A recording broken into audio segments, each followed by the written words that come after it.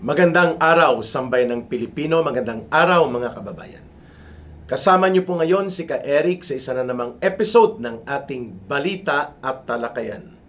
Mga kababayan, pag-usapan natin sa puntong ito ang walang humpay na pananalasa at napakalubhang epekto po ng tuloy-tuloy na pagbabaha na tumama sa maraming bahagi ng ating bansa.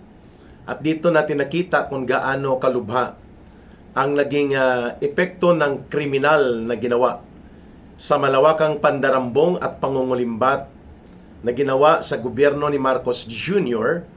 Lalong-lalo na ang itinuturo po naman na mastermind sa pagkawala ng 1.9 trillion pesos halos na tinatawag nilang flood control na naging scam, pinakamalaking pandarambong at korupsyon na naganap sa ilalim ng gobyerno ni Marcos Jr.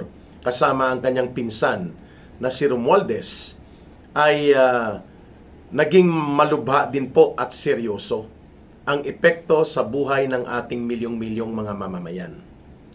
Sa halos isang linggo na tuloy-tuloy na pag-uulan, dulot po ng tinatawag na habagat rains o monsoon rain dulot ng habagat or southwest monsoon na mas lalo pang pinalakas ng pumasok na mga bagyo, ay nakita natin kung gaano po kalalim at kalawak ang naging pinsala at lawak at lalim po ng pangangailangan ng komprehensibo, seryoso at matuwid, matino na flood control and flood management program ng gobyerno dapat buong Pilipinas. Bagamat ito po ay sinimulan sa panahon po ni Pangulong Duterte na makumpleto ang master plan para sa pagharap ng gobyerno sa pangangailangan po ng mga pagsupil o kaya ang pagpigil ng matinding epekto ng mga pagbabaha sa maraming bahagi ng ating bansa, wala pong seryosong ipinatupad na ganong programa upang ma-implement ang master plan na ito. Nang mag-take over na sa pamunuan sa gobyerno ang administrasyon nila Bongbong Marcos Jr. at kasama ng kanyang grupo, lalo na itong kanyang hambog at mahilig magbida-bidahan sa ayuda-ayuda na gimmick itong sila Martin Romualdez.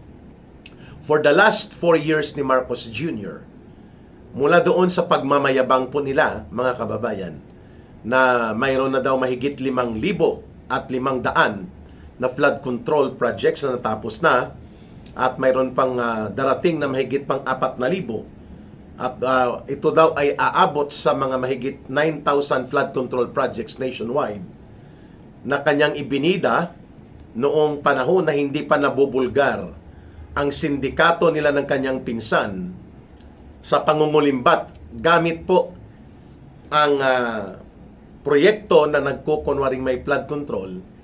Aba, pinanindigan pa ni Marcos Jr. at nila Romualdez at ng mga tagapagtanggol nila na puro magnanakaw at kurakot na mga politiko, lalong-lalo na sa Kongreso, na mayroon daw flood control. O ayun, nagtuloy-tuloy for the last 3 years, 24, 25, 26, 2024, 2025, 2026. Tuloy-tuloy po na lumalala at lumalalim at lumalawak ang seryoso na mga pinsala, pamimirwisyo ng pagbabaha. Sa tuwing may mga pagbabaha dulot ng ulan na malalakas, lalong-lalo na kapag ito ay sumasabay sa mga monsoon rains sa panahon po ng mga habagat season, which yan po ay predictable naman. Alam din yan po ng gobyerno na sa tuwing buwan ng Hunyo hanggang mga kalagitnaan ng buwan ng Nobyembre hanggang unang linggo ng Disyembre, tuloy-tuloy ang pagpasok ng mga bagyo at mayroon pong mga malalakas na pag-ulan at buhos ng baha sa tuwing ito ay sumasabay sa habagat season. Subalit, dahil wala nga pong seryoso, matino at tuwid na pagpapatupad o programa sa flood mitigation, control and management, ito nga po ang epekto nito. Ginamit lamang ni Marcos Jr. at ng kanyang sindikato na uri ng panggobyerno ang tinatawag na flood control para mapalusot ang mga pundo na sa lumalabas na mga datos ngayon, umaabot na sa 1.9 trillion pesos ang mga nawala na pundo at wala rin pong nakita o naramdaman o naipatupad na anumang seryoso na mga flood control projects. Halos 90% naging ghost projects lamang po ang naturang bida at mga pagbubulatik nila Marcos at ng kanyang administrasyon na noon ay pinapanindigan pa niya na ang pagbabaha daw ay dahil lamang sa sobrang lakas ng buhos ng volume of rain. Malakas lang daw talaga ang volume ng ulan kaya na-overwhelm ang flood control at may binabanggit pa siya, ewan ko kung kagigising niya lang o saan siya galing na lupalop nang sinabi niya na may flood control pang nasira na binangga ng barko. Ha? Paano nakapasok ang barko sa area ng flood control? Ang kadalasang mga flood control na sa bungad ng mga ilog o mga lagusan ng tubig, hindi po sa dagat. Walang barko na nagbumabiyahe sa dagat. At hindi natin alam kung mayroong barko na pumasok sa Pasig River at may binangga ito na flood control. Walang nangyari na gano'n, no? Siguro kagigising niya lang noon nung in-interview siya 2 years ago, no? Yan pa ang kanyang pagbibida. But now, ang kalikasan na mismo ang naniningil kay Marcos Jr. At ang epekto nito, hindi lamang pamimerwisyo sa paninirahan at pangaraw-araw na buhay ng mga milyong-milyong mga Pilipino. Lalo na ang mga nanggagaling sa mahirap na sektor. The government has now become a criminal source. Naging daan ng kriminal na pag-atake sa malubhang epekto ng papalala at papalubha ng mga hagupit ng kalikasan laban sa mamamayan dahil walang teknolohiya, infrastruktura o anumang programa na ipinatupad ang gobyerno ni Marcos para ito ay mapigilan. Kaya yan ang tawag dyan ay criminal negligence or criminal accountability. Kriminal na pagpapabaya o kaya kriminal na pananagutan mismo ng gobyerno ni Marcos na ang mga pundo sana para sa seryosong infrastruktura sa komprehensibong flood control mitigation and management programs at mga projects ay hindi man lamang naipatupad ng totoo at seryoso sa kapakinabangan ng mamamayan. Yan ang punto natin kung bakit ang kriminal na pananagutan ay mas matindi at mas mahigpit na dapat singilin at mapaparusahan po ang gobyernong ito ni Marcos at nila Romualdez. At kung mapapaaga ang paglayas nila sa puder sa daloy ng puwersa ng pagkilos ng mamamayang Pilipino o kung hindi man mangyayari yan, yung kapareho na antas ng people power na magpapalayas sa isang bulok na administrasyon kagaya ng nangyari sa tatay niya noong 1986 at kay Joseph Estrada noong 2001, sa pagdating po ng eleksyon sa 2028 ay kailangan po maging sentro na agenda ito.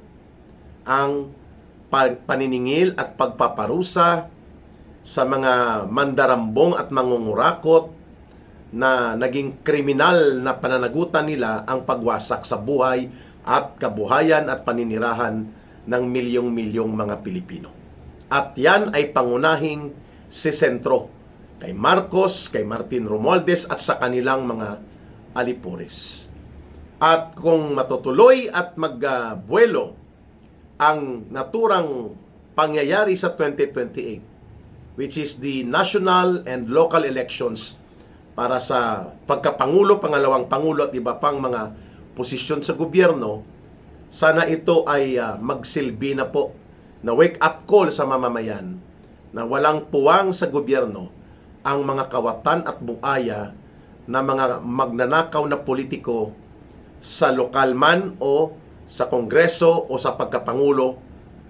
Malinaw po na dapat ito ay pampukaw na sa ating mga mamamayan. Na matuto na tayo na hindi dapat basta-basta tayo lamang ay pumapayag na boboto o bibilhin ang boto natin dahil lamang hindi natin malalim at mabigat na pinapahalagahan ang naturang demokratikong proseso na nagbibigay tayo ng mandato sa mga opisyal ng gobyerno. At ito nakita natin kung paano na ang kapangyarihan na nasa kamay ng mga tarantado, abusado at walang pakialam sa buhay ng mamamayang Pilipino, kagaya ng nangyari sa paghawak ng poder ni Marcos at ng kanyang grupong sindikato, ay nagiging mas lalong lumalala ang pinsala at pagkawasak hindi lamang po ng ating mga mamamayan kundi ng buong lipunan natin. Kaya ito po ay panibagong paghamon din sa papasok na administrasyon, mapapaaga man o sa 2028 na pagbabago sa administrasyon na eleksyon, na unang asikasuhin kaagad ang komprehensibo, seryoso at matino at matuwid na mga flood control nationwide comprehensive programs and projects, habang hinahabol, kinakasuhan, binabawian ng kayamanan nilang ninakaw at pinaparusahan ang mga nasasangkot dito sa tinatawag na the biggest plunder and corruption scandal of the century, the flood control scam, initiated, orchestrated, and executed by the morally bankrupt and absolutely corrupt government of Marcos Jr. and Martin Romualdez, na magkakasabwat at magkasabayang pinagsamantalahan ang ating mga kababayan at ang buong bansa. That should be simultaneous dapat. Ang paniningil sa pagbabaha at pananagutang kriminal na dapat habulin at paparusahan ng mamamayan sa ilalim ng ating batas sa pamumuno ng bagong administrasyon ng gobyerno ay kasabay dapat na ipapatupad sa pagbubuo at pagpapatupad nitong komprehensibo, malawak at buong bansa na pag-asikaso sa mga flood mitigation, flood control, and flood management programs. Kaakibat po sa nauna ng nabuo na comprehensive plan and master plan para po sa naturang pangangailangan sa pag-address ng matinding issue at problema sa pagbabaha taon-taon sa maraming bahagi ng ating bansa. Nawa po ay hindi lamang din ito wake-up call sa taong bayan, kundi ito mismo ay magiging gabay natin sa pagbubuo ng ating pagtitiwala, pagbubuo ng ating partisipasyon sa pag-angat ng mga namumuno sa ating gobyerno, to hold them accountable at all times, hindi lamang during elections, kundi mismo sa buong daloy ng kanilang panunungkulan. Hindi pwede po na parang okay lang sa atin na year in, year out, sa buong taon halos nalulubog at napipinsala at napiperwisyo tayo ang milyong-milyong mga Pilipino ng mga pagbabaha at ng mga kalamidad na ito na pwede naman pong mabigyan ng tinatawag na mitigating or supporting interventions na hindi po lubusang mapinsala ang mga mamamayan. Dapat po maging mapagmatiyag din tayo, mapagbantay, at magiging direktang manindigan at direktang magpahayag kapag nakikita na natin na hindi na po tumutugma sa pangangailangan ng mamamayan ang mga ginagawa ng mga nasa kapangyarihan. Kasi po, kung everything that we do in our society ay nakaasa lamang sa otoridad at mga kapangyarihan na may hawak ang mga nanunungkulan sa gobyerno at walang partisipasyon ang mamamayan sa pagiging kritikal sa kanilang pananaw, paninindigan at sa kanilang interbensyon sa mga komunidad at sa buong lipunan, mauulit at mauulit po ang ganitong uri ng kabalbalan at katarantaduhan ng gobyernong walang pakialam, kurakot, bulok at magnanakaw na abusado pa. Na ulit-ulit ito nang makita natin na naging pabaya tayo. Na umulit-ulit ang isang uri ng gobyernong walang kapuso-puso at walang pakinabang para sa kanya ang anumang interes ng mamamayan maliban sa kanyang interes na hawakan ng poder, gamitin ito sa pagpapayaman at mga barkada at grupo nila, di bali ng maubos ang kaban ng bayan, hindi naman umaangal ang tao, bahala na sila kung sila ay malunod sa baha, mamatay sila, mawasak ang kabuhayan nila, malunod sila sa baha, mawasak ang mga buhay nila, basta tayo ay tiba-tiba. Yan po ang sindikato mentality ng kasalukuyang gobyerno sa ilalim po ni Marcos at Mila Romualdez. At yan ang ayaw nating mauulit. Yan ang ayaw natin na magpapatuloy pa ang ganyang uri ng kultura sa politika natin na pagkatapos ng eleksyon, bahala ng gobyerno. At during election, bahala na kung sinong manalo, basta pumunta lang tayo sa presento.